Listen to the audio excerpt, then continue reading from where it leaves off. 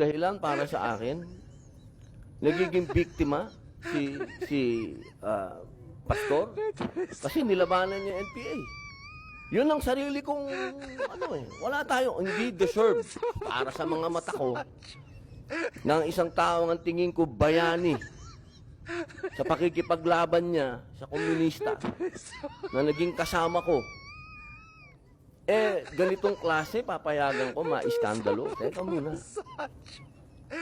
Nasaan ang utang na loob natin sa serbisyo ng taong ito na inalay niya sa paglaban sa komunista?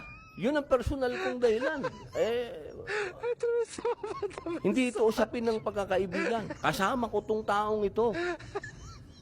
Noong lahat ay tahimik na lumaban, lumaban yan. Para sa akin, deserve niya yun. Deserve niya ang aking suporta na mapunta siya sa korte, sa judiciary. Yun. Hindi ako naniniwala na in aid of legislation, makakagawa tayo ng mga bill ngayon na maapektuhan ang kingdom. Religion yan. Yun, pare ko. Sana naintindihan mo na to. Bihira, kampi-kampi naman to.